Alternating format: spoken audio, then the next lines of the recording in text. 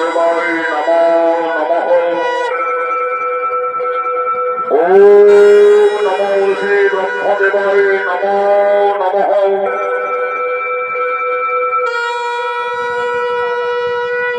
ওম নমো গুরু ব্রহ্মা গুরু বিষ্ণু গুরুদেব মহেশ্বর গুরুবে পরম ব্রহ্ম তস্मै শ্রী গুরুবে নমো নমঃ। এমন সময় মা সীতা এসে বলছে, বাবা বাবা। কি মা সীতা? বলো মা সীতা, তোমার কি হয়েছে মা? বাবা আমার পুত্র লব ওই দেখো বাবা, সেগুন বৃক্ষতলে ঘুমিয়ে আছে। বাবা আমি ততক্ষণে ওই সরোবর থেকে স্নান সেরে জল নিয়ে ফিরে আসছি বাবা।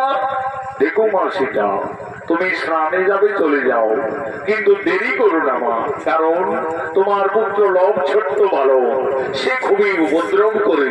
সে কোন ঘুমিয়ে রয়েছে থাক, আমি এখন এখানে ধ্যানে আছি। যাও মা, তুমি আর বিলম্ব না করে তাড়াতাড়ি স্নান সেরে জল নিয়ে ফিরে আসবে। যাও।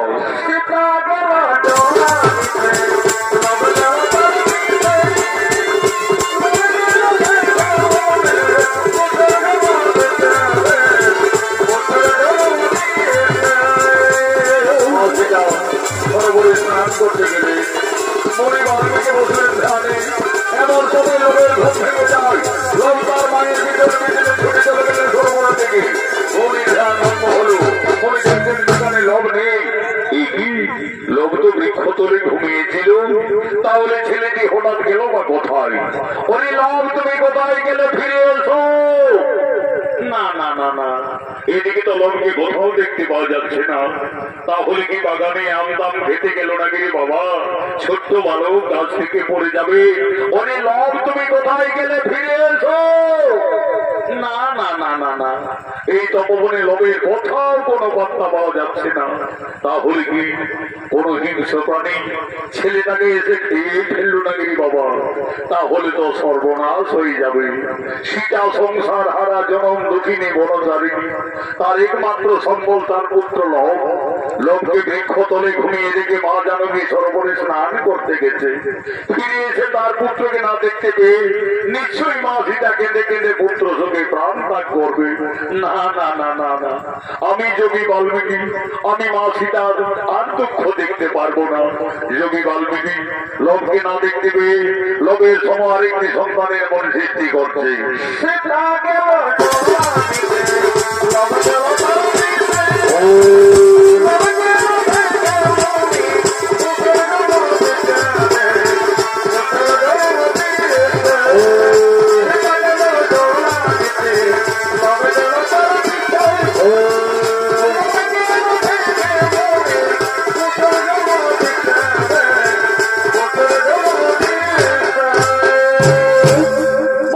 স্নান করে ফিরে এসে দেখছে লোভের মতো আরেকটি সন্তান সে বৃক্ষতলে ঘুমিয়ে আছে। বাবা বাবা, ওই ছেলেটি আবার কোন ছেলে বাবা? কেন মা সীতা, তোমার পুত্র লোভ। তুমি এই তো বলে গেলে বাবা আমার সন্তান ঘুমিয়ে আছে, তাকে তুমি দেখো। আমি তো দেখছি মা, তোমার পুত্র তো বৃক্ষতলেই ঘুমিয়ে আছে। না বাবা, তোমার কথা ভুল হচ্ছে। এই দেখো বাবা, আমার ছেলে তো আমার পিছনে পিছনে সরোবরে ছুটে গেলেন। মা সীতা, আমার ভুল হয়ে গেছে মা, আমি ভুল করে ফেলেছি মা।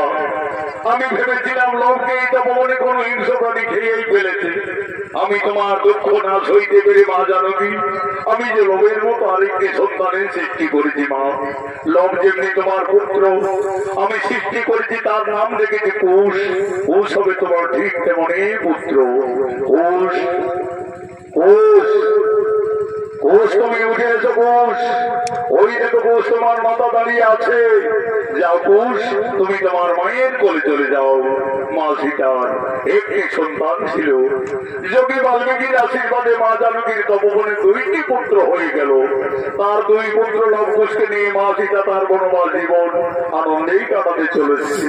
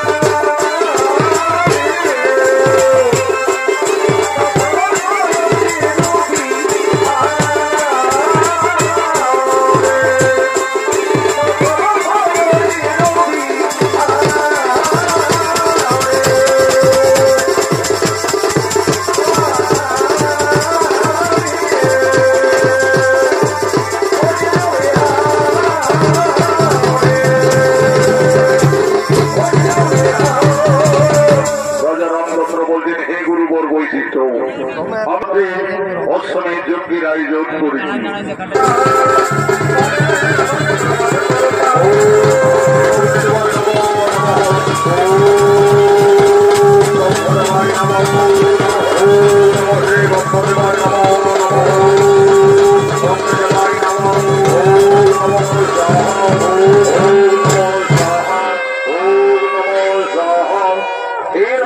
রামচন্দ্র আমাদের অশ্বমের যজ্ঞ প্রায় সমাপনের মুখে, আর বিলম্ব না করে অশ্বমের যজ্ঞের ঘোড়ার কপালে সন্না করে লিপিবদ্ধ করব। এই ঘোড়া রাজা শ্রী রামচন্দ্রের অশ্বমের যজ্ঞের ঘোড়া। এই ঘোড়া যত দূর যাবে তত দূর অযোধ্যার সীমানা বলে পরিচিত থাকবে। আর যদি কেউ বাহুবলে বন্দী করে তাহলে রাজা শ্রী রামচন্দ্রের সঙ্গে যুদ্ধ করতে হবে। কুলগুরু ঐতিহ্যের আদেশে রাজা রামচন্দ্র অশ্বমের যজ্ঞের ঘোড়ার কপালে লিপিবদ্ধ করিলেন। ঘোড়া যজ্ঞস্থল থেকে যাচ্ছে, ঘোড়ার পিছনে পিছনে অযোধ্যার সমস্ত সেনারা যেতে লাগলেন।